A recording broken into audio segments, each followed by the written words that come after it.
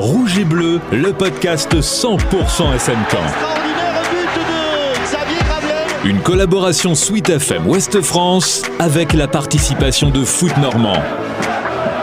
Un épisode animé par Joris Marin. Salut à tous et bienvenue dans le podcast dédié au Stade Malherbe Caen, une émission produite par la radio Sweet FM et par le journal Ouest France. Alors tous les 15 jours, on va dans ce nouveau rendez-vous s'intéresser aux performances du SMC en compagnie de journalistes sportifs. Au menu, des échanges et des débats de fond sur les joueurs, le jeu, les ambitions ou encore la politique du club. Et aujourd'hui, autour de la table pour l'épisode numéro 1, 3 journalistes. Alors ne vous inquiétez pas, on va pas arrêter le premier épisode du podcast Rouge et Bleu en milieu de partie parce que la voiture de Guillaume Lenné est mal garée. Non, on n'est pas au match Niort-Saint-Etienne. Laurent Batles ne sera pas en colère. Salut Guillaume. Salut à tous. C'est bon, la voiture est bien garée? Il y a parfaitement. En plus, il y a beaucoup de place sur le parking. Il y en a beaucoup, surtout à cette heure-ci. Tout le monde est rentré à la maison.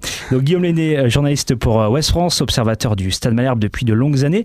Lui sillonne la région en long, en large et en travers. Il en fait des kilomètres avec sa voiture pour aller à la rencontre des clubs normands. C'est Mathieu Billot du Foot Normand, du magazine Foot Normand, mensuel qui parle de tous les footballs, de la Ligue 2 au niveau départemental. Mathieu qui nous fait donc l'honneur de participer au podcast Rouge et Bleu. Salut Mathieu. Salut à tous. Combien de kilomètres par an? Je compte plus. Je peux te dire le nombre de prunes que je prends par contre, mais pas le nombre de kilomètres. T'as encore ton permis? J'ai encore mon permis, bien sûr. Ouf, heureusement. Et Gaëtan Briard peut faire le tour de Normandie, mais lui voit encore plus grand avec le Tour de France, de Laval à Grenoble, en passant par Niort pour suivre au plus près les performances des Rouges et Bleus. Et pour en rendre compte ensuite à ses lecteurs dans les colonnes de Ouest France. Salut Gaëtan. Salut à tous. Alors au menu aujourd'hui, on va se demander si le Stade Malherbe peut encore croire à la montée en Ligue 1 à l'issue de la saison. 19 matchs ont déjà été joués, il en reste donc autant. Caen qui pointe à la 7e place de Ligue 2 à 5 points du 2e. Question posée en ce mois de janvier, en cette période de marché des transferts. Une seule arrivée pour le SMC pour le moment, avec l'arrivée du Suédois Anton Saetros. D'autres arrivées sont-elles attendues? On verra ça dans le podcast. Et du côté des départs, est-ce que Jesse Deminguet va enfiler le maillot d'un club de Ligue 1 dans quelques jours? Lui qui n'était pas dans le groupe pour affronter Sochaux. Eh ben, on en parle, on en débat tout de suite avec Guillaume, Mathieu et Gaëtan. Pour commencer, Guillaume, donc un petit point sur le classement. Caen qui est 7e de Ligue 2 avec 28 unités. Le Havre premier avec 42 points. Bordeaux 2e avec 33 points. On le rappelle, seuls les deux premiers vont monter à l'issue de la saison en Ligue 1 parce qu'il n'y a pas de barrage avec le 18e de Ligue 1 et le 3e de Ligue 2. Est-ce que Malherbe peut encore croire à la montée en Ligue 1 selon toi? La victoire à Sochaux a forcément remis un peu de baume au cœur à tout le monde et aux supporters en donnant la possibilité de croire encore que c'est possible. Après c'est franchement assez incroyable de pouvoir encore se dire que c'est possible après tout le gâchis, on va dire, qu'il y a eu quand même ces dernières semaines.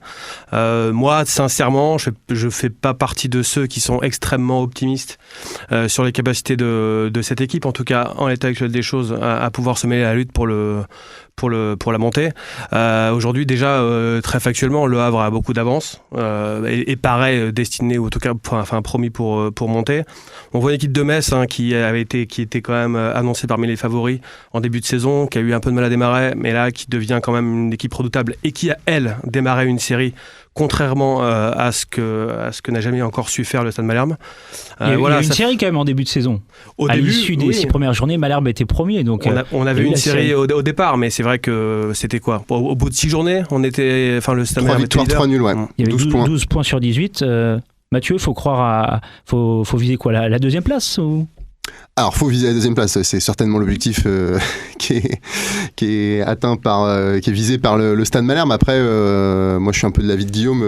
Je crois pas que le Stade Malherbe sera en mesure de lutter pour la montée. En tout cas, pas s'il montre le même visage que sur les 19 premières journées, parce que donc effectivement, il y avait 12 points après 6 journées, et après la 17e journée, il y en avait 24. Donc, il y en avait seulement le double. Donc, le Stade Malherbe est beaucoup trop inconstant. Alors après, il reste une moitié de championnat. Il peut se passer beaucoup de choses. L'écart est pas énorme. L'écart est pas énorme parce que devant, hormis le Havre, ça avance pas très très vite. Bordeaux affiche une moyenne de points sur les 10 dernières journées qui est pas extraordinaire. Donc ça peut peut-être le faire, mais il faudra vraiment montrer un visage radicalement différent, avec d'autres intentions dans le jeu et peut-être avec d'autres joueurs. Je vois mal cette équipe, malgré ce qu'elle a montré, on va dire, sur le dernier match et demi, finir deuxième début juin. Ça me semble compliqué. En même temps, l'objectif, Gaëtan, c'est de faire mieux que la saison passée, à savoir mieux qu'une 7e place. Donc pour le moment, c'est largement possible. Moi, j'ai envie d'y croire, j'ai envie de jouer l'optimiste. Parce qu'on a mangé trop de pain noir ces dernières années, qu'on a envie de revibrer un petit peu avec ce club-là. Et que je vois potentiellement le match de Sochaux comme un basculement, dans le sens où Malherbe est allé chercher une victoire en fin de match contre un gros. Alors qu'il a plutôt vécu des scénarios contraires jusque-là dans ce domaine-là, notamment en fin d'année. On pense à la semaine Bastia-Saint-Etienne, qui avait fait très mal à la tête avec 2 fins de match où Malherbe perd énormément de points. J'ai envie d'y croire aussi parce qu'au-delà du Havre, il n'y a pas énormément d'équipes qui m'inspirent sérénité et confiance dans la durée. Il y a certes Metz, effectivement, c'est peut-être l'équipe que je redoute le plus derrière le Havre. Mais au-delà de ça, je vois pas d'autres têtes dépassées en dehors du Havre. Il y a aussi autre chose, c'est que cette équipe-là, elle a eu du mal à se mettre en route.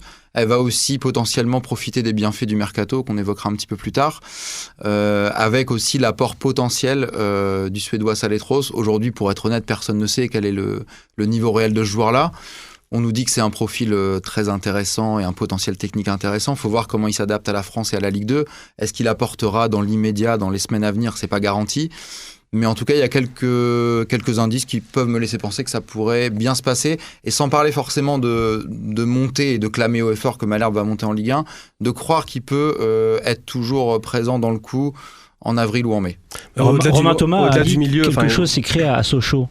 Tu y crois ou pas, toi Guillaume? Bah oui, c'est ce que dit Gaëtan, mais c'est vrai qu'on peut souscrire, pour l'instant, à cette thèse-là, pourquoi pas.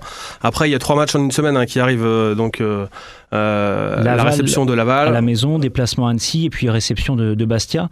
C'est ça, 3 équipes à la portée de Caen. Donc effectivement, c'est une série où il faut absolument, si ce n'est faire le point, au moins avoir 7 points sur 9 pour pouvoir, encore une fois, y croire. Il faut une série, il faudrait une grosse série. Le Stade Malherbe l'avait fait en 2001, vous vous souvenez peut-être, en 2014, précédente montée de l'équipe en Ligue 1. Ils avaient sensiblement le même nombre de points après 19 journées. Ils avaient fini avec, il y avait notamment une série de 12 matchs sans défaite, dont 6 victoires consécutives de mémoire. Donc forcément, c'est ça, il faudra une série comme ça. Est-ce que cette équipe-là, dans la structure actuelle, est capable de le faire? Moi, j'y crois pas du tout. Et je pense qu'il faudra plus qu'un milieu de terrain avec un Saletros, malgré tout, pour le faire ça. Il faudra aussi un attaquant, peut-être supplémentaire, et une défense beaucoup plus stabilisée. On est sur le début d'une série quand même là. On avait dit avant la semaine de Bordeaux-Sochaux, est-ce que cette équipe est capable de faire durer le plaisir, de ne pas faire penser à tout le monde qu'on va tomber dans l'ennui sur les 3-4 mois qui viennent? Elle a pris 4 points contre Bordeaux et Sochaux. Ce qui est quand même le début d'une série, alors certes c'est... Et une victoire sur les 6 derniers matchs. Elle a renoué avec la victoire de l'extérieur. Oui, mais on peut pas contester qu'elle a redressé la barre et qu'elle a pris 4 points sur 6. Et quand c'est à nouveau gagné à l'extérieur. Exactement. Non, mais c'est vrai que ce match-là, il peut être un basculement. Après, franchement, quand vous vous souvenez, tu étais Gaëtan à Saint-Etienne, Bastia 3 jours avant, et le Paris FC beaucoup plus tôt, à une époque où l'équipe était en pleine bourre. Dijon, où l'équipe était en très grande forme. Au Paris FC, l'équipe doit gagner tous les jours. Vous vous rendez compte le nombre de points déjà égarés? C'est un miracle après la absolu. 86e minute. Voilà, c'est un miracle déjà absolu de se retrouver dans cette position-là, grâce, je pense, malgré tout, à la configuration de la Ligue 2 et au fait que peu d'équipes avancent vite. Et donc ça permet à Caen, malgré tous ses défauts, d'être encore en vie aujourd'hui. Voilà, ils peuvent progresser, ils ont le droit de progresser, il faut espérer qu'ils progressent, mais il va falloir effectivement montrer beaucoup plus de choses. Mais ça, c'est des très mauvais signaux, effectivement, les points qu'on perd en fin de match en Ligue 2, on sait très bien à quoi joue un championnat de Ligue 2, c'est pas vraiment. Mais ça, c'était avant, parce que à Sochaux, Caen a marqué en fin de match. Mais ça, c'est pas vraiment en général, c'est pas vraiment sur le talent pur, où on est plus sur une question de pragmatisme et sur des équipes qui sont capables d'aller chercher un but de plus que l'autre en Ligue 2 pour monter. Mais c'est en ça que Sochaux me rend optimiste. Voilà. Mathieu ? Ouais, non, c'est surtout, je pense que au prochain numéro du podcast, je pense que les 3/4 de la réponse seront avancés. Vous avez avancé qu'il y a 3 matchs, et je reprends ton expression, Joris, à la portée. Je crois qu'il n'y a aucune équipe qui est à la portée de Caen, effectivement. Enfin, tout le monde, Caen peut battre tout le monde, mais peut surtout se faire taper par tout le monde. On l'a vu, QRM qui est venu s'imposer, même si QRM fait un super championnat. On l'a vu à Laval aussi, je crois. À Laval aussi, c'est pris 4-0. Malherbe a pris une belle dérouillée. C'est ces matchs-là, en fait, parce que Malherbe soit en capacité d'aller gagner à Sochaux, de prendre un point après une belle seconde pinte contre Bordeaux, on sait tous que Malherbe peut rivaliser sur un match avec les 5 premiers, il n'y a pas de souci. Mais le problème, le championnat, il ne se gagne pas seulement contre les 5 premiers, il se gagne aussi contre toutes les équipes. Et quand vous regardez encore une fois, même si je sais que ça ne plaît pas trop à certains membres du staff de dire ça, mais quand vous prenez le classement depuis la J7, c'est quand même Malherbe, il doit être 12 ou 13e quand même. C'est pas une dynamique de club qui joue la montée. Il y a les regrets comptables, ce que tu dis, Mathieu, c'est vrai. Et pour moi, il y a quand même aussi le regret dans la manière, parce que malgré tout, ce qu'on a constaté avec cette équipe-là, c'est qu'il y a des points qui tombent quand l'équipe va chercher les choses réellement et n'est pas en réaction. Aujourd'hui, Stade Malherbe, c'est une équipe en réaction, qui est vraiment qui est en difficulté et en capacité de réagir. On a trop rarement vu cette équipe-là jouer en avançant, défendre en avançant, comme elle l'a fait plutôt globalement assez bien à Sochaux. Elle l'a fait de façon contrainte en deuxième mi-temps contre Bordeaux parce que le score était défavorable. Mais voilà, de toute façon, je pense que malgré tout, il va falloir prendre davantage de risques, accepter qu'un déséquilibre se forme, quitte à effectivement qu'il y ait quelques failles défensives importantes. Mais je pense que dans cette situation, il va falloir prendre des gros risques malgré tout, et ça passe ou ça casse. Et est-ce que ça passe par la mise en place de ce nouveau système 4-3-3 ? En tout cas, le système permet peut-être de libérer des choses et certains joueurs. Mais le meilleur exemple de ce que tu dis, Guillaume, pour moi, c'est le deuxième but qu'ils vont chercher à Sochaux. Un partout contre une équipe qui joue le haut de tableau. Malherbe se retrouve à faire un pressing sur le gardien. On n'a jamais vu ça. On n'a jamais vu ça cette saison. Donc ça, c'est une question d'état d'esprit au-delà du système et au-delà des limites de l'équipe, technique, tactique, physique, etc. C'est vraiment une question de se mettre dans un état d'esprit où on prend des risques, on accepte les déséquilibres et on est capable d'aller chercher des choses. Donc ça manquait d'engagement en fait. Juste pour reprendre sur le point de Gaëtan, je trouve que ça correspond quand même aux joueurs que tu mets sur le terrain. T'as plus de chances de faire un pressing quand t'as 4-5 joueurs à vocation offensive. Avec tout le respect que je leur dois, quand tu mets Daubin, Mbok, Jesse Deminguet, qui font leur taf, mais qui sont plus des milieux relayeurs défensifs. Je suis désolé, contre Bordeaux, la seconde période, alors même si ça se tenait un fil, et merci Mandrea d'avoir fait les 3-4 parades qu'il fallait pour éviter que ça coule. Mais bizarrement, quand vous mettez des joueurs qui savent un peu mieux s'exprimer ballon au pied, vous voyez des choses. Alors là, pas de bol, Yoann Cour s'est pris 2 matchs de suspension, Caleb Zadisseri est blessé encore, mais quand même, on voit, et comme de par hasard, Mendy fait un pressing, Mbok est derrière, il fait un moment, et c'est pareil. Mbok est là. Mbok est quand même là. Tu parlais de Mbok étant un peu décisif. Moi, je pense que quand même, malgré tout, t'as un mouvement d'équipe collectif sur l'action et dans la séquence qui montre que l'équipe veut chercher des choses, y compris avec Mbok. Et je pense qu'Mbok est un joueur de foot beaucoup plus offensif et intéressant dans la projection et dans la construction que n'est Diani, puisque c'était le grand débat avec Diani. Mbok, c'est clair, footballistiquement parlant, ça apporte un plus. Donc là, je te rejoins par rapport à ce que tu dis, c'est vrai. Tu as plus de footballeurs sur le terrain, on va dire. Enfin, en tout cas, depuis un match et demi, il y a plus de footballeurs sur le terrain. Non, mais Diani, il a été recruté l'hiver dernier. Bon, il a été souvent mis dans la défense à 3. Moi, je l'ai toujours trouvé relativement bon. Que son calme et sa sérénité étaient performants. Au milieu de terrain, il a plus de difficultés. Voilà, alors peut-être que tout simplement il est fait pour jouer derrière, tout simplement, même si visiblement tout le monde n'est pas de cet avis-là. Effectivement, Mbok sur la mi-temps qu'on a vu contre Bordeaux et même contre Sochaux, on voit des choses. On a l'impression que Quentin Daubin s'est aussi peut-être fait un petit peu la cerise physiquement. Parce que j'ai trouvé que c'était pas mal ce qu'il avait fait à Sochaux, notamment, où même il a mis un bon petit brin à un moment. Mais c'est pas à faire, mais au moins il a montré qu'il avait du caractère. Donc au moins, de toute façon, je veux dire, la cote, la cote de Malherbe, elle est tellement élevée pour monter que autant prendre des risques et puis quitte finir 8e ou 12e, de toute façon ça changera rien du tout. Il n'y a pas plus d'argent en jeu, il n'y a pas de qualification. Un peu plus quand même. Bon, c'est pas beaucoup.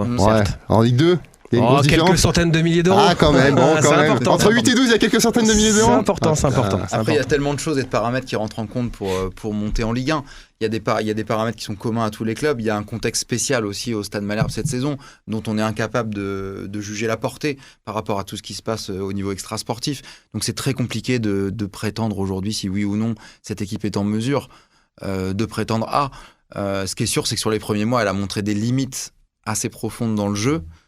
Mais à côté de ça, on m'enlèvera pas de l'esprit que sur le papier, et ça reste le papier, malheureusement pour Malherbe aujourd'hui, Caen a l'effectif pour prétendre à quelque chose. Mais quoi aussi un top 5, je pense, effectif. Je suis d'accord avec toi, sur un top 5. À la montée. Top 5, clairement. Top 3, non. C'est en dessous de Bordeaux, en dessous de Metz, en dessous de Paris FC. Intrinsèquement, c'est en dessous de Sochaux et du Paris FC. Dans la structure d'équipe, je parle. Je pense que par rapport à ces équipes-là, il y a encore un petit gap qui existe. Même en termes de vécu je parle pas en termes de vécu collectif, commun et collectif, je parle plus en termes de joueurs et de potentiels joueurs. Ouais. Sur le papier. Mais en tout cas, j'espère que cette équipe a le moyen de nous faire vibrer jusqu'au bout, quoi. De nous faire croire que c'est possible jusqu'au bout. Donc on en saura plus dans 3 matchs, on peut même dire dans 5 rencontres, parce qu'après il y aura ce déplacement à Metz, la réception aussi de Grenoble, 2 équipes juste devant Caen. Donc dans 5 matchs, on en saura un peu plus. Bon, on en saura plus le soir de la 38e journée, mais... le déplacement à Metz, Malherbe va l'aborder totalement différemment s'il a fait 7 sur 9 ou 9 sur 9 ou s'il fait 3 sur 9 ou 4 sur 9. Après, c'est une question de dynamique. Tous ceux qui font un peu de sport, même à un niveau très bas, forcément, avec la confiance, vous pouvez multiplier votre potentiel de base peut-être par 2. Donc, et Metz est dans une bonne dynamique. Metz est dans une très bonne dynamique, mais si Malherbe revient à attaque avec 9 points supplémentaires, ils seront également dans une super bonne dynamique. Tout le monde dira qu'il s'est créé quelque chose à Sochaux. Tout le monde dira que l'équipe joue, et c'est certainement vrai, peut-être pour le coach, qu'il soit revenu ou pas. Donc, mais c'est ce qui manque cruellement à Malherbe depuis qu'il est descendu de Ligue 1. C'est une série vraiment significative. Tous ceux qui sont montés depuis 3-4 ans, Toulouse, Ajaccio et d'autres, ils ont tous eu des séries, mais quand on parle de séries, on ne parle pas de 4 ou 5 matchs. On parle plutôt de 9 ou 10 matchs. C'est ce que disait Guillaume, ce qui s'est passé en 2014. C'était 12, c'était 12 à l'époque, 6. Et 6 victoires de suite. Ce qui est incroyable, c'est qu'à l'époque, en plus, l'équipe s'était permis de ne pas gagner les 3 derniers matchs. C'est-à-dire qu'ils étaient montés en tant que 3e. Alors à l'époque, c'était 3e, attention. Les deux, là, ça marche plus. Là, ça marche là, plus. c'est la place du cul. Là, c'est compliqué. Mais ils avaient même pu, en fait, ne pas gagner les 3 derniers matchs et quand même monter en Ligue 1. Et donc, simplement sur cette série de 12 matchs, entre mi-février et fin avril, dont 6 victoires, ils avaient fait la différence. Donc oui, effectivement, c'est possible. Mais il va quand même falloir mettre un bon coup de cravache. Mais là où je vous rejoins sur une chose, effectivement, qui n'offre aucune garantie, c'est que au coup d'envoi d'un match de Malherbe depuis le début de la saison, on ne sait pas ce qui va se passer et on est incapable de dire si Malherbe va être capable de prendre le dessus sur un adversaire, parce qu'il a très rarement eu la main mise sur un adversaire sur 90 minutes. C'est même quasiment jamais arrivé cette saison. Donc c'est une équipe très inconstante qui a des très bons bouts de match, mais qui n'est pas capable aujourd'hui de montrer des choses dans la durée. Tu parlais d'Anton Saletros il y a quelques instants. La transition est toute trouvée pour aborder le deuxième débat. Vous êtes mis au suédois ou pas, Mathieu, Guillaume, Gaëtan? Moi je l'ai vu, il commence à parler français. Et il a répété 50 fois tranquille sur le match de la réserve samedi. Moi je vais juste à Ikea de temps en temps, c'est tout. Et si tu as un petit peu de retard, lors d'un point presse, tu pourras lui dire Inga problème. Problème, ça va, c'est Inga problème. Il y a en gros, aucun problème. Non, c'est s'il était en retard. Voilà, s'il est en retard, tu pourras lui dire Inga problème. J'ai essayé de réviser, mais tu vois. De toute façon, le langage du foot est universel. C'est ça. Avec les mains, ce sera mieux. Non, ce qu'on peut dire, c'est que le joueur fait beaucoup d'efforts d'ores et déjà pour apprendre le français. Il a réclamé un professeur de français dès qu'il est arrivé. Et il maîtrise 5 langues étrangères, je crois déjà. Bientôt 6. Il est meilleur que moi. Donc, nouveau joueur du SMC, donc Anton Saletros, un Suédois qui s'est engagé avec le club jusqu'en 2025. Il nous vient de D1 norvégienne. Le club, c'est Sarpsborg 08. Je le dis à la française parce que sinon, ça va être très très compliqué. Avec la saison passée, 28 titularisations, 5 buts et 8 passes décisives. Il a joué pour la première fois avec son nouveau club. C'était le week-end dernier avec l'équipe B du SMC, donc en National 2. Match nul 1 partout face à Évreux. Mathieu, tu étais au match, je crois. Exact. Alors, il s'est comporté comment ce garçon? Pas mal d'initiatives vers l'avant, pas mal de projections vers l'avant?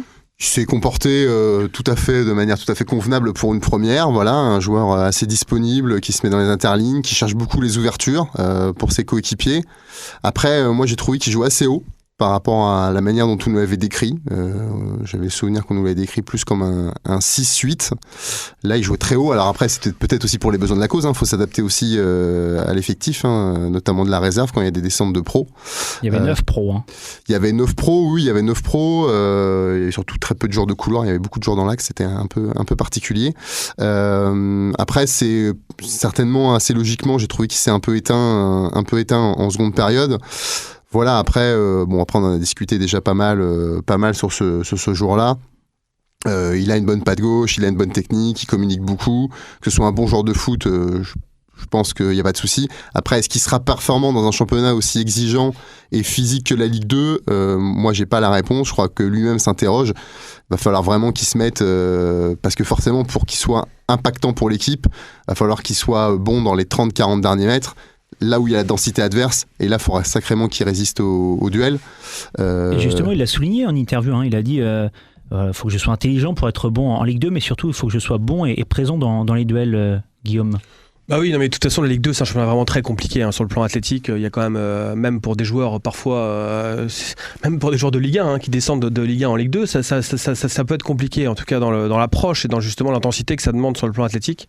Donc voilà, moi je connais pas le championnat de Norvège, je vais pas raconter que j'ai vu des matchs de Sarpsborg et de savoir le niveau du championnat norvégien, mais j'ai quand même des gros doutes sur le fait que ce joueur-là, dans un premier temps, il soit en mesure de pouvoir, voilà, alors sur un match effectivement peut-être, sur des coups, ça peut faire des différences.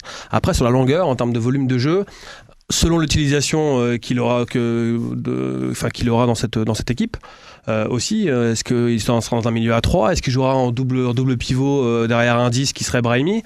Ça ne sera pas pareil non plus en termes d'efforts à produire et d'exigence. Donc voilà, moi je pense qu'il faut être très patient. Pour l'instant, il y a un milieu de terrain qui commence un peu à se reconstruire sans Deminguet. Voilà, on a vu qu'il y avait des possibilités quand même, avec Brahimi qui monte en puissance, avec Mbok, peut-être avec un Daubin, si Daubin arrive à se maintenir à un bon niveau athlétique, plus quelques joueurs derrière. Voilà, il y a des joueurs pour l'instant pour faire le... Pour moi, c'est ça aussi qu'il faut se demander peut-être avant tout. C'est quelle place Malherbe va lui accorder dans un premier temps. Parce qu'il ne faut pas croire que Malherbe a pris ce joueur-là et veut l'installer dès le 25 janvier titulaire en puissance, sans discussion. Ils ont quand même beaucoup d'éléments déjà au milieu de terrain, Malherbe. Ils ont l'émergence de Brahimi qui est en train de prendre une autre dimension. Ils ont des joueurs qui ont d'autres profils comme Daubin qui est capable de supporter cette dimension athlétique. Mbok quand même qui, à mes yeux, s'il y a un joueur dans l'effectif qui est plutôt Ligue 2, Ligue 1, en ce moment c'est plutôt Mbok. Il y a quand même du monde au milieu. Quand ils sont allés le prospecter en fin octobre, début novembre, là, en Norvège, Philippe Leclerc, le recruteur, ils ne s'attendaient pas à recruter ce joueur et à l'installer directement, encore une fois. Ils sont conscients que c'est un joueur qui vient d'un pays de l'Est, qui ne connaît pas la France. C'est ça, il y a l'intégration. Si jamais le déclic vient en 10 jours, là, ce sera un miracle. Donc, c'est un joueur qui va s'installer progressivement au club, a priori, qui va prendre ses marques et qui a été recruté dans le but de préparer l'après-Deminguet, mais pas forcément en janvier, plutôt l'après-Deminguet à court moyen terme. L'intégration, oui, c'est ça. Non, il faudra voir moi la suite, la fin du mercato, mais c'est l'action suivante. C'est forcément voilà, quel besoin aujourd'hui l'équipe a. Il est clair. C'est jamais évident, mais de toute façon, je pense que sans un profil offensif différent, aujourd'hui, l'équipe va manquer de ressources, notamment parce que Zadisseri est trop fragile, malheureusement. On pouvait espérer dans un 4-3-3 qu'un bon Zadisseri revenu en bonne forme avec de la confiance. C'est le système pour lui, clairement. Voilà, ça peut être intéressant. Et d'ailleurs, ça avait bien démarré à Sochaux avec lui. Oui, c'est ça, il était intéressant jusqu'à 28e. Là, pourquoi pas Johan Cour qui vient de suspension, qui peut jouer aussi sur les trois de devant. Pourquoi pas Là, avec un Zadisseri qui va être absent jusque, vous me corrigez si je dis des bêtises. Fin février. 5 semaines. Il a 5 semaines, nous avons 5 semaines, mais en plus dans quel état forcément. Voilà, donc ça c'est terrible pour Zadisseri parce que voilà, il est blessé une fois sur 2 ou sur 3, malheureusement pour lui. Johan Cour prend beaucoup de cartons rouges et puis bon voilà, on peut pas compter sur Johan Cour titulaire non plus. Donc à côté de ça, on met qui ? On met SND avec Kireme et avec voilà, c'est une vraie. Moi je pense que c'est trop juste. Après il reste qui ? Là il y a Kireme, Brahimi et il reste un poste éventuellement d'excentré dans un système en 4-3-3 du coup qui n'est pas pourvu. Oui, parce qu'installer Brahimi sur un côté vu ses productions. Exactement, il faut que c'est dans l'axe. Non mais là c'est Cour qui va certainement Cour il avait pris 2 matchs donc il va encore rater la réception de Laval. On peut imaginer que Johan Cour joue à Annecy côté droit qui rentre sur son pied gauche par exemple, comme contre Bordeaux en fin de ce qu'il aime pas mal faire. Voilà, mais après ça vous laisse peu de cartouches sur le banc. SND SND c'est un 9 donc SND il jouera, ce sera le remplaçant de Mendy. Voilà, maintenant SND si vous restez dans ce système là avec une seule pointe, j'ai envie de dire que malheureusement, pour eux, Samuel SND et Benjamin Janot, ils seront réduits au rôle de doublure de Mendy qui fait plus que son taf, de mon point de vue. Donc la question, c'est est-ce que vous prenez, on a souvent parlé du profil Nuno da Costa, qui a failli se réengager l'été dernier. Maintenant, est-ce que c'est vraiment le profil qu'il faut ou il faut peut-être un mec sur les côtés ou un mec plus créateur c'est compliqué. Justement, sûr, quels sont les besoins Malherbe ne peut pas vivre la fin de saison effectivement avec un Johan Cour sur le côté droit, c'est impossible. On a vu à Sochaux que la jeunesse qui a vécu notamment la finale de la Gambardella a des qualités qui sont évidentes, mais qu'arriver dans le monde pro et tout exploser, c'est un coup de magie qui arrive très rarement. Référence à Afid. Référence à Afid, bien sûr, qui a eu vraiment beaucoup de mal à mes yeux à exister dans ce match-là. C'est pas du tout une critique, c'est juste un constat, parce que c'était son premier match chez les pros. Mais on l'a vu tenter très peu de choses, il a touché très peu de ballons, et on sent que le fossé est quand même encore un peu important.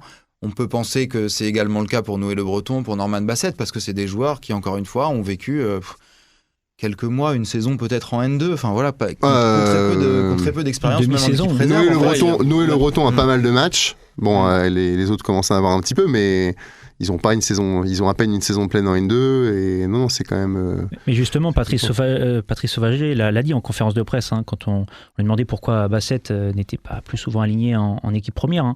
Il a bien expliqué qu'il y avait un écart, un fossé quand même assez important entre les jeunes et puis la Ligue 2. Et puis ça revient en plus à dire que Mendy fait pas son taf. Mendy fait son boulot globalement dans cette équipe-là. Il est à 8 buts et 2 passes décisives, je crois. 8 buts, 2 passes, et puis une présence dans le jeu quand même assez importante. Vous vous rendez compte que le meilleur passeur du Stade Malherbe aujourd'hui, c'est donc Alexandre Mendy avec Johan Cour et Jessie Demaguet avec 2 passes. Bon, il y a un petit souci quand même. Ça veut dire qu'il y a un problème d'utilisation de Mendy aussi dans cette équipe, parce que avec aussi peu de passeurs, on va dire à un niveau aussi bas, lui avec des centres normalement il va pouvoir mettre des buts, et encore plus que ce qu'il met aujourd'hui. Il est à 8 avec 3 pénaux. Bon, c'est pas si mal que ça, avec 2 pénaltys, donc c'est quand même pas si mal que ça.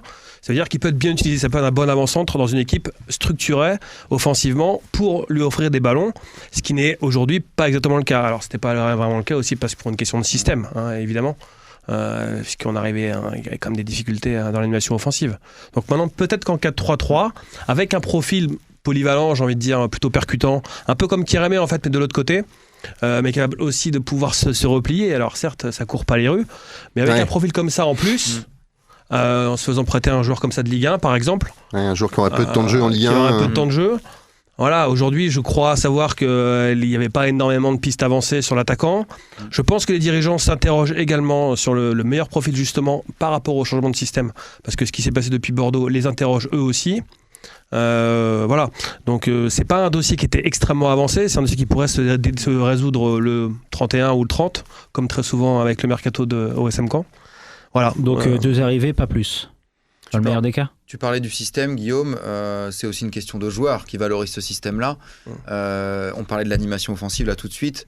Il y a un Ali Abdi qui est omniprésent depuis le début de la saison et qui pèse pour beaucoup quand même dans l'animation offensive à mes yeux de cette équipe-là. Et de l'autre côté, Hugo Van der Merch fait partie de l'histoire récente du Stade Malherbe. Il a contribué à des choses, mais à mes yeux, il vit sa pire saison de très loin au Stade Malherbe. On l'a vu encore à Sochaux, c'est très compliqué. Il l'avait dit lui-même dans nos colonnes il y a quelques semaines qu'il devait faire bien plus. Ça s'arrange pas du tout. La faute à quoi ? Et ça peut renvoyer au mercato aussi, potentiellement. La faute sans doute à une perte de confiance, peut-être perte de repères aussi. On a vu que le passage en 4-3-3 là, à Sochaux n'a pas arrangé ses affaires, alors qu'on pouvait penser qu'en retrouvant un rôle de latéral pur, qui est plus propre à son parcours, ça irait mieux. Ces 20 premières minutes ont été catastrophiques. Est-ce que les dirigeants, est-ce que le staff en viennent carrément à se poser la question pour le mercato ? C'est un vrai débat pour le coup. C'est un vrai débat.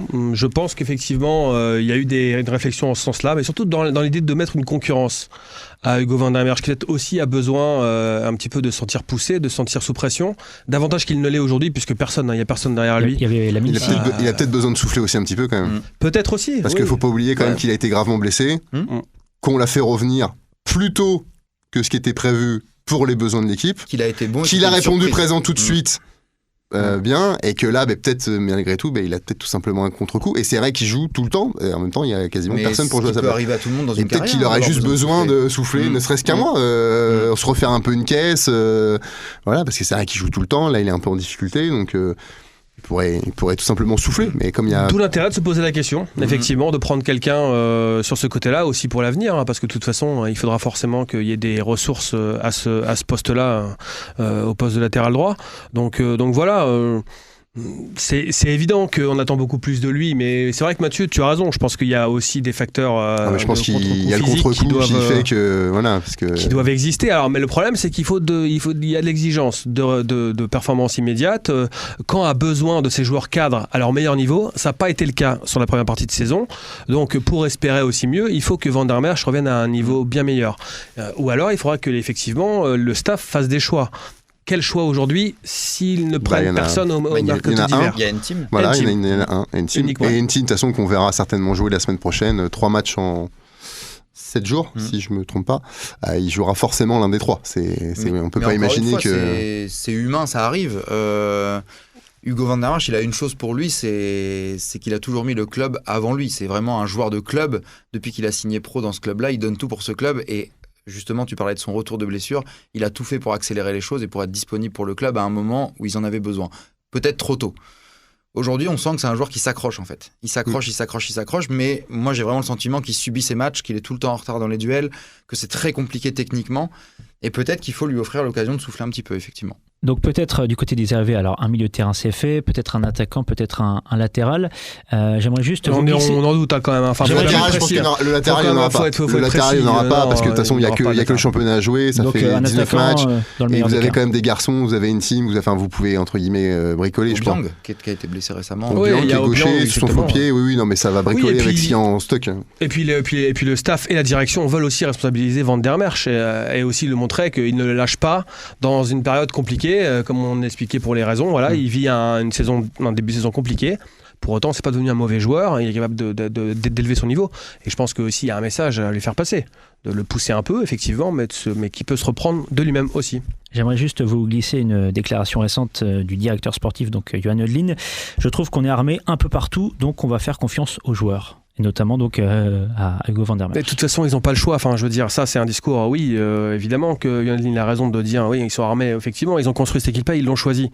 Après, il y a des manques malgré tout. Effectivement, il le sait très bien, Johan Ödlin, qu'il y a des manques dans cette équipe. Pour autant, de toute façon, ils n'ont pas le choix. Les finances ne permettent pas de recruter 5 joueurs au mercato d'hiver. Ça aurait aucun sens et en plus, le marché ne le permet pas. Voilà, donc il faut cibler un effort, effectivement, sur probablement un joueur offensif pour passer un cap, et espérer que donc derrière, tous les joueurs majeurs importants de cette équipe-là soient à leur niveau. Effectivement, si toutes ces conditions-là sont réunies, peut-être qu'il y aura une belle surprise à la fin. Mais après, c'est pas vrai. Le parcours n'est pas vraiment une surprise dans le sens où le mercato de l'été dernier, c'est énormément de joueurs qui viennent de Dunkerque, de Pau. Et sans faire offense à ces clubs-là, c'est des clubs qui ne jouent pas la même chose que Caen. Et c'est pas des joueurs qui ont été formatés dans leur carrière pour jouer un haut tableau. Donc c'est aussi des choses qui demandent du temps. On peut pas demander à un Quentin Daubin, à un Bilal Brahimi de se transformer en leader du Stade Malherbe en l'espace de 3 semaines. Brahimi qui est seulement à sa 2e saison chez les pros. Exactement. Donc c'est normal que ça prenne du temps. Après, tout dépend ce qu'on demande à cet effectif-là. On lui a demandé de faire mieux que la saison dernière. Ils ont fini 7e. Il y a 2 équipes qui montent. Ça veut dire quoi faire mieux? Pour les dirigeants, ce serait plus sympa de se dire mieux c'est 3e ou 2e. Mais mieux, ça peut être aussi 5e ou 6e sans forcément se mêler à la lutte. Alors toujours à propos du mercato, du marché des transferts, on va peut-être parler maintenant des départs avec un point d'interrogation concernant Jessie Deminguet. Tu parlais tout à l'heure de Van der Merch comme étant un joueur de club. Jessie Deminguet, originaire de Lisieux, joueur de 25 ans, à Caen au club depuis 2009, pro depuis 2017, près de 140 matchs avec les pros, à la clé 18 buts. Un joueur qui, donc Guillaume Lenné, va peut-être partir. Le transfert l'été dernier a été avorté. Il y a eu des offres, notamment venant de Toulouse, avec, je crois, sur la table 2 millions d'euros. Insuffisant. 2 millions d'euros en comptant les bonus. Le problème était là, insuffisant, à l'époque. Selon le club, effectivement, à l'époque, insuffisant pour le lâcher, puisque, en gros, sans trahir de secret, le club à l'époque espérait 2 millions fixes pour, en gros, ouvrir la porte. Ils n'ont pas eu ces 2 millions fixes. Ils ont eu un peu plus de 2 millions avec les bonus, mais divers bonus qui, effectivement, mis bout à bout, n'étaient pas tous garantis. On va dire ça comme ça. Voilà. Après, au-delà du prix, effectivement, je pense que le prix était bon aussi, une façon, on va dire, de décourager les courtisans, mais aussi de montrer qu'ils comptaient sur ce joueur. Ils étaient convaincus, en fait, qu'il pourrait relancer ce joueur, que ce joueur serait le facteur X ou le petit plus qui permettrait à l'équipe de franchir un cap pour se mêler à la lutte pour la montée en Ligue 1. Et en peut comprendre pourquoi, parce qu'il sortait d'une belle saison. 6 buts, 9 passes décisives. C'était la stratégie effectivement du club à l'époque, qu'on peut comprendre. Encore aujourd'hui, on peut la comprendre. Sauf que, évidemment, dans le football, c'est pas aussi simple que ça. Il y a aussi toute une part de psychologique. Quelque chose s'est cassé l'été dernier chez Jessie Deminguet. La fin de l'histoire commençait déjà à se profiler. À l'époque, et là évidemment ça a été très compliqué pour lui malgré tout, je pense inconsciemment, de digérer cette période-là, et puis l'équipe a changé, hein. Il n'y a plus le Penant à ses côtés pour le faire, on va dire, aussi un peu briller. Voilà, donc il y a beaucoup de facteurs qui font que je pense que ce joueur-là a un peu franchi la barrière vers la sortie, quoi, en fait. Que l'histoire est terminée. Maintenant, le club essaie de trouver une porte de sortie pour que lui aussi s'y retrouve, moyennant quelques centaines de milliers d'euros d'ici le 31 janvier, et pour que le joueur trouve un nouveau point de chute. Ouais, puis il y a quand même un facteur par rapport à son style de jeu. C'est un jeu, même s'il s'est entretenu et qu'il a bossé de son côté avec un préparateur physique et tout, il n'a pas fait de prépa collective. Et un joueur qui base quand même son jeu sur du volume et tout, qui fait pas de prépa collective, on voit ce que ça donne, c'est qu'il est loin de son meilleur niveau. Et au final, de toute façon, il n'y a pas que lui, mais en général, les joueurs, quand ils ratent les prépas collectives, on se rappelle de Mendy qui dit l'année dernière qu'il fait sa meilleure saison parce qu'il fait une bonne prépa en été, qu'il n'en avait jamais fait parce que tous les ans, il était transféré au dernier moment. Voilà, donc déjà le cœur du problème il est là, moi je pense que... Ouais, mais là, dans ce cas-là, moi ce que je comprends pas, effectivement, je pense que c'est un vrai argument ça. Mais si c'est ça, si réellement le problème il est physique pour Deminguet et qu'il n'a pas fait de préparation physique, ça s'entend, très bien. Dans ces cas-là, le club organise une deuxième pré-saison pour lui individuelle avec une longue préparation. Il s'en passe pendant 5-6 matchs. Il y avait du monde au milieu. L'équipe tournait bien. À ce moment-là, c'était encore une période où elle tournait bien. Après, ça a commencé justement à partir un petit peu en vrille. Donc... c'était aussi un choix. Dans ces cas-là, si on sait que Deminguet a besoin de caisse et besoin de préparation, on le met à l'écart pendant un mois, on joue sans lui pendant un mois, c'est pas la fin du monde, et ensuite il est prêt. Quand on l'a vu en décembre en interview, lui faisait partie des joueurs qui étaient ravis de la trêve Coupe du Monde, parce que c'était l'occasion pour lui de se retaper. Et il nous a clairement dit que, en dehors de ce premier match du retour, c'était Amiens, je crois. C'était contre Amiens, où il fait 3 passes D. Où il surjoue parce que c'est l'euphorie, voilà, ça joue là-dessus. Dans cet entretien, il nous fait clairement comprendre qu'à ses yeux, il a surjoué pendant un certain temps, mais que physiquement, il n'y était pas du tout. Après, moi, je pense qu'avant tout, c'est le ressort mental qui a été cassé. Moi, je suis convaincu de ça aussi. Cassé l'été dernier. Je trouve que c'est une fin d'histoire qui est regrettable. Jessie, il est attaché pourtant à ce club. Ouais, Jessie, c'est un joueur qu'on a vu démarrer en 2017 au Vélodrome. Alors, c'était un soir de 5-0. 5-0, voilà. Il avait commencé par un 5-0. On pourra se rappeler de sa bicyclette au FC Metz où on était. Il y a plein de souvenirs. On a eu maille à partir avec les supporters à Grenade. Et s'il y a bien une caractéristique, il a beaucoup de qualités, mais s'il y a bien une chose que tout le monde a mis en avant, staff, médias, etc., peut-être sur un cran qu'il avait passé, c'était sa timidité et son manque de capacité peut-être à s'imposer dans un groupe. Donc moi, je peux pas croire que l'été dernier, ce joueur-là s'est transformé, est devenu un mec sans cœur et est venu taper à la porte du club à dire je ne porterai plus le maillot du Stade Malherbe. C'est ce qui est arrivé, mais je dis je ne peux pas croire parce que je ne pense pas que c'est une décision qui a été prise seule. Il est responsable des gens avec qui il s'entoure, mais je ne peux pas croire que ce joueur a changé d'état d'esprit du jour au lendemain. Je pense qu'il a forcément été influencé par un entourage. Ça fait partie du milieu du football, bien sûr, mais je peux pas croire que c'est Jessie Deminguet seul qui a changé d'état d'esprit du jour au lendemain au sujet du Stade Malherbe, qui est son club formateur. Non, puis c'était le moment de partir. Je crois que c'est toi, Joris, qui a rappelé ses stats de la saison dernière. 6 buts et 9 passes D. Jessie Deminguet, c'est un milieu défensif relayeur à la base. C'est pas un buteur, donc c'est des stats. Et puis même dans le jeu, mais c'est vrai qu'encore une fois, l'année dernière, il y avait le Penant, il y avait Nuno da Costa. Jusqu'à mi-mars ou début mars, il y avait Caleb Zadissiri qui marchait sur l'eau. Il y avait un collectif qui, pendant 2-3 mois aussi, vous êtes bon dans un collectif qui tourne. Mais l'envie de partir, c'est le fond. Voilà, c'est la forme qui est regrettable en fait. Ouais, l'envie de partir, c'est Alors après, je sais, pour rejoindre un peu ce que dit Guillaume, on a l'impression que la direction a voulu en faire un peu un emblème du Stade Malherbe, mais le joueur aussi, il pense un peu à sa carrière et c'est légitime.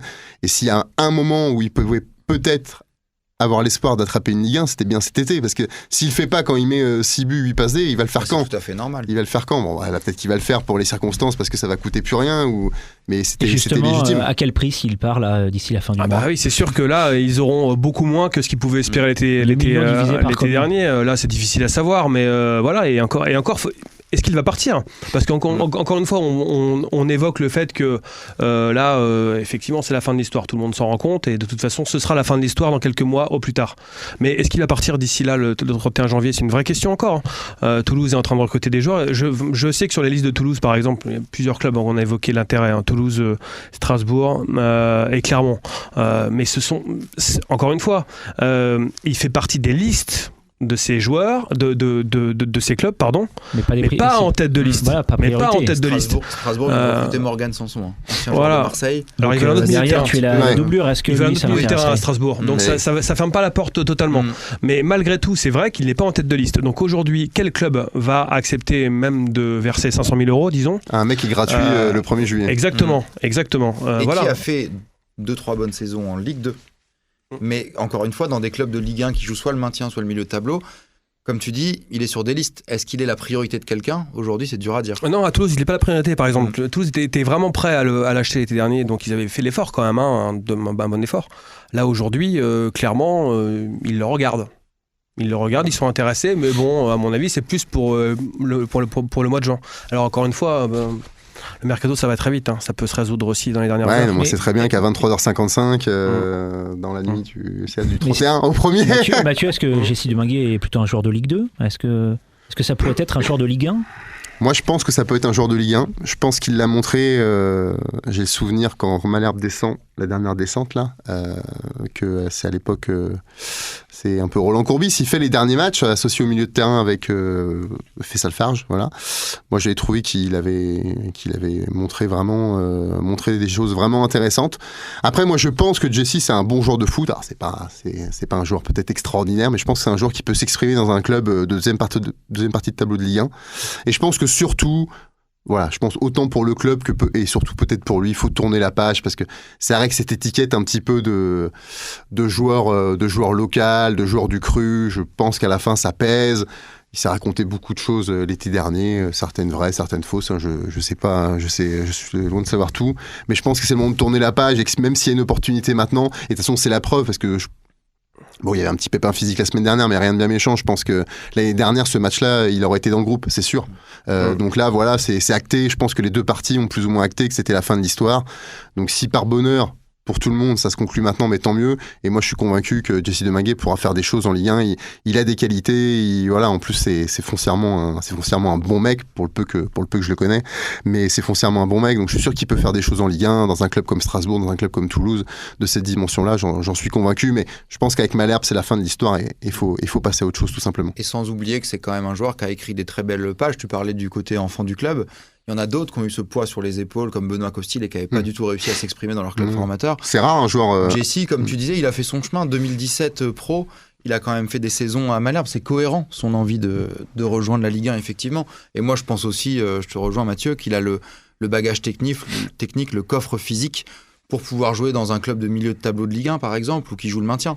Effectivement, à mes yeux, il a le potentiel. Un mot pour conclure, Guillaume ? Oui, mais après, pour revenir à ce qu'a fait le club, moi, encore une fois, je ne sais pas s'il faut avoir des regrets par rapport au fait que le club n'ait pas voulu le lâcher, on va dire, l'été dernier, même si effectivement il y avait toute une stratégie un peu aussi forcément de communication et de montrer que déjà le club 1 était fort, qu'il ne se laissait pas faire, mais c'était important aussi à l'époque. Tout le monde avait loué le côté aussi, la capacité du club à ne pas s'abaisser à la première offre venue, on va dire. 2 millions d'euros sur 2 millions d'euros en transfert sec, sans compter les bonus. Ça me paraissait pas démesuré l'été dernier dans un mercato d'été où l'argent de CVC, du fonds d'investissement américain, était arrivé, et alors que Jessie Deminguet sortait d'une grosse saison. Alors certes, il n'avait plus qu'un an de contrat, c'est pas non plus un tarif exorbitant.